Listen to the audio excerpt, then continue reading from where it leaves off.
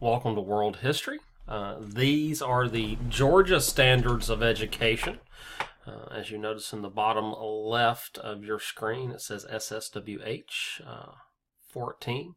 Analyze the Age of Revolutions. Substandard B, this will be the first part of Substandard B, identify the causes and results of the revolutions in England. So my name is John Newton, and welcome.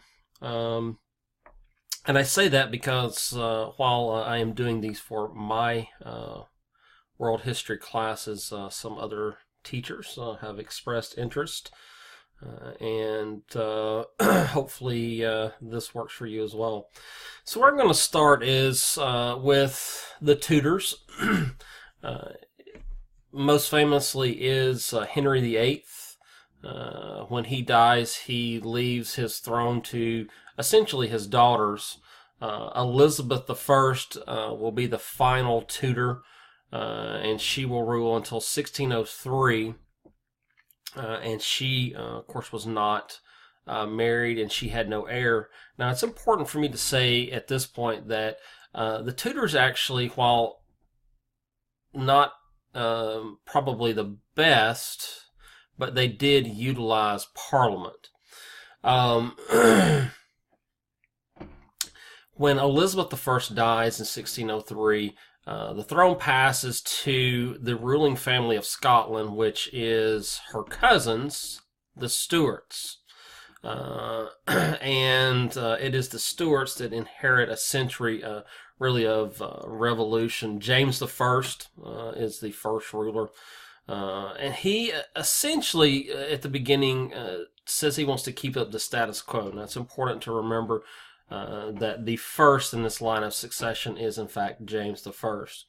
By 1603, he is preaching this divine right theory, and I have a quote that I want to read to you guys, and if you'll forgive me, I've stuck this thing out of the way, but I wanted to read this to you because he made this speech to Parliament, and Parliament is really kind of not having it, but he says, "The state of monarchy is the supremest thing upon earth, for kings are not only God's lieutenants upon earth, and sit upon God's throne, but even by God himself they are called gods.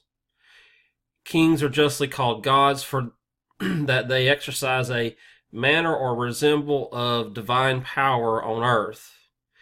And to the king is due both the affection of the soul and the service of the body of his subjects." He starts this belief of divine right, or at least he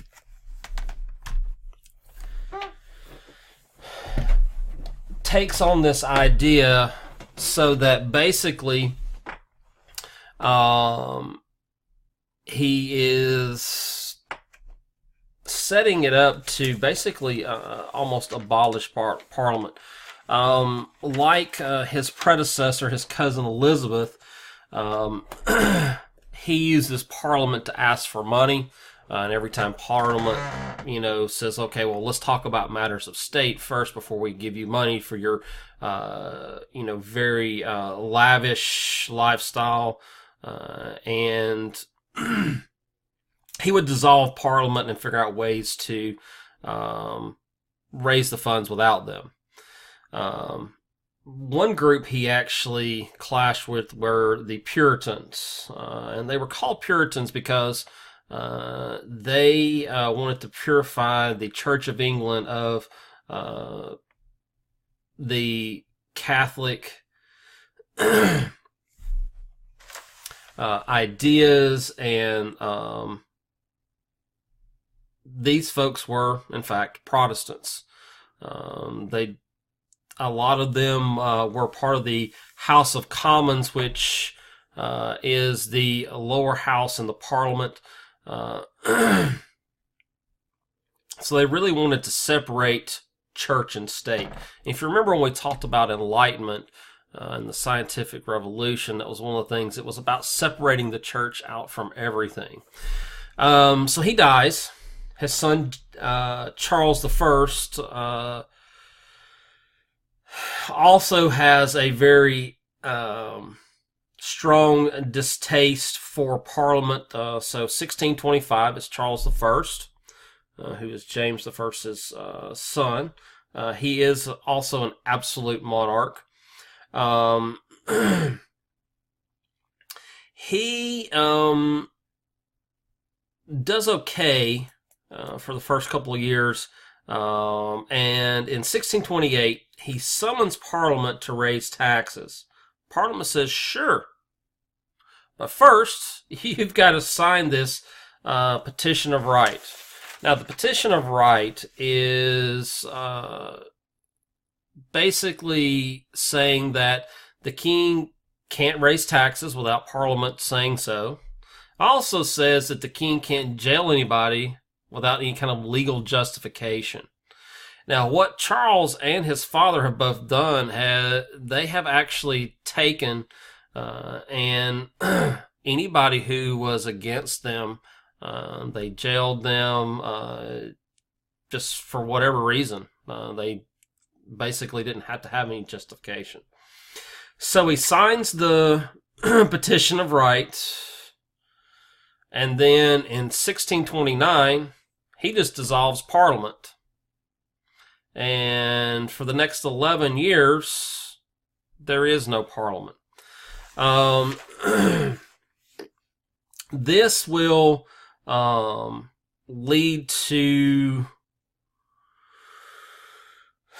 the beginning of what will be called the English Civil War. In 1640, Charles has decided that he needs funds to quell this Scottish uprising or this rebellion, because what Charles has done is he and his Archbishop of Canterbury, they have basically tried to impose the Anglican prayer book on the Calvinist of Scotland, or the Calvinist Scots. And so they rebel. So 1640, he summons the Parliament, and the Parliament, in a very almost funny turn of events, also revolt. And so now these people who actually support Charles, who are called the Roundheads, and this is what it really becomes. It's the Roundheads versus the Cavaliers or the Royalists. They're called Roundheads because of their haircuts. The people who are against the king's supporters are called the Cavaliers or Royalists. 1642, they go into battle. By 1646, the Roundheads had won, and Charles is taken into captivity. And this begins the England during the Protectorate, and this is more of the English Civil War. So I think this is a good short place to stop for part one. We are 9 minutes into this one, so we'll pick up with the English Civil War. And this is just a lead into how it got started. So thank you for watching, and stay tuned for part two.